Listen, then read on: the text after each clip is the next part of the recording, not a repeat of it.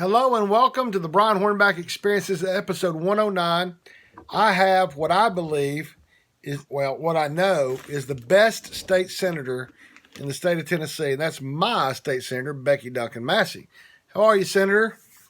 I'm great, Brian. It's great to be with you tonight. I appreciate it. Now, what we're going to talk about is because you were the sponsor of Senate Resolution 154, which now, when people go to vote starting on October 19th through November 3rd and on Election Day, November 8th, is what we're calling, or what the ballot calls, Constitutional Amendment number 2. And that you actually worked on this for a while because it passed in the 111th Senate, and then I guess it had to, does it have to go by a 2/3 vote in the 112th Senate in order to be on the ballot?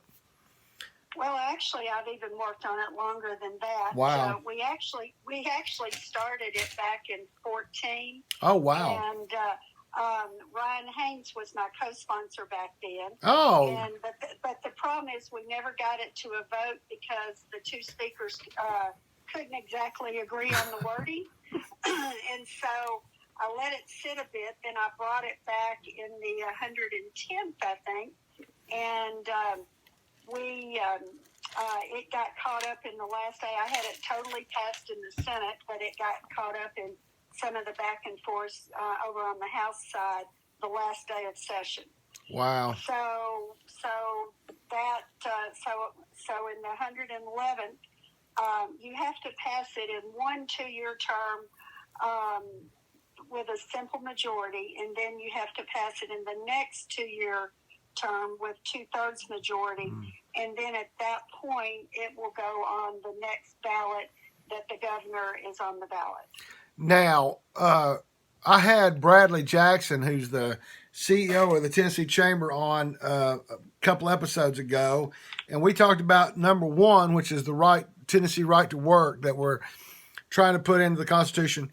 Now, he was explaining that when you vote for governor, you got to vote for governor, then you got to vote for the constitutional amendment, because what is the threshold to get a constitutional amendment? It's got to get more yeses than nos, but it also has to get a certain percentage. Is that of the last governor's election or this governor's election? Basically, it's this governor's election. Okay. And you add up all the votes that were cast in the governor's race. It can be everything from the two primary candidates, the Republican and Democrat, but it can also be all the write-ins and all the independents. Wow. You add everything all together, you divide it by half, and you add one more vote. Okay. And you have to get that many yes votes. All right. That is very, because I had gotten an email from somebody listened, and it still wasn't making great sense to me, but that fully explains it. So I'll help to get that out. So, Constitutional Amendment number 2, you and Senator Jackson, Kelsey, and Briggs carried it in the Senate, and I'm showing William Lamberth as being the one on this Senate Joint Resolution 154. So this deals with when the governor becomes incapacitated. Temporarily incapacitated. Right. We hope that never happens, but obviously we need to deal with it if it does. So kind of talk about where you and Ryan Haynes back in the day. By the way, I miss Representative Haynes, but kind of talk about how you all realized that this was an issue and why it's necessary for us all to vote yes on this constitutional amendment for the governor's incapacitation. And I do have it in front of me. It basically it says when the governor can't perform his duties, that the Speaker of the Senate will perform the governor's duties. He won't get the governor's pay. He'll only get the Speaker's pay, and he can't preside over the Senate. He can't cast a vote in the Senate, but he's going to become governor. Kind of the same with the House. But anyway, you explain it. And first of all, kind of what made you realize this was an issue, and then kind of talk us through the rationale and why we need to vote yes on Constitutional Amendment 2. Well, it's actually kind of a neat story. they have this Tennessee interscholastic legislature that Yeah. college students participate in. And there was a young gentleman that participated in it, and this was his bill. And he brought it to us, and we said, well, yeah, that makes sense, because the deal is, in doing research on it, we're the only state that doesn't have a procedure in place if something should happen to the governor where they temporarily were not able to perform the duties of their office. One of the ones that some of us older folks will remember is when Governor Wallace was shot. Right. And they had to have somebody temporarily take over. It's only been used a couple of times, 2 or 3 times in the country. Recently, it was the Indiana governor. His name was Frank O'Bannon. Had a massive stroke, and so his office was temporarily assumed, but then he died. So then it became permanent, because the line of succession is the same for a temporary incapacitation or temporary disability and a death. So I'm sure theirs was pretty much the same way, because we've kind of patterned everything kind of like they do in the rest of the country. Yeah, it's kind of like when Reagan got shot. Who was it? Was it James Baker that announced that he was in charge? Yeah, I believe so. Yeah, I think that's right. But anyway. But there's also the story about when Reagan was president, that when he would have a colonoscopy, he wouldn't take anesthesia because he didn't want to turn over the powers. Oh, wow. Yes, and anyway, it wow. was, yeah. No thanks. Yeah. No he's a much stronger cowboy than this cowboy is. I'll tell you that, because I'm already at that age where I've had one of those, and I'm not. No, more power to you, President Reagan. Right. So basically, this could come into play a couple of different ways. One, if the governor knew they were going to have surgery, or we're going to have a procedure that they were not going to be able to make the decisions of the state, they would temporarily let the 2 speakers know and the Secretary of State. And so then it would pass to the Speaker of the Senate if he or she's capable, or if they're not capable, then it would pass to, or if they're not available, it would pass to the Speaker of the House. So that would be the line. But there's the other scenario is, let's just say, when I first started this, I was using the example of Governor Haslam, because he was a big bicycle rider. And let's say he was in a bicycle wreck and was in a coma. And, you didn't know that it was going to be a 1-day coma or, a 2-week coma or what. And so there's the procedure in place with this if it's not a planned event. And basically it's the majority office, the majority commissioners of the departments of state. Okay. Well, as soon as you start talking about Haslam bike accident, I immediately thought of Biden taking his fall, but obviously that was not a very bad bike accident for. Yeah, we're not. I don't think we can blame it on that. So, there was some talk that when Governor Bredesen had a tick bite, that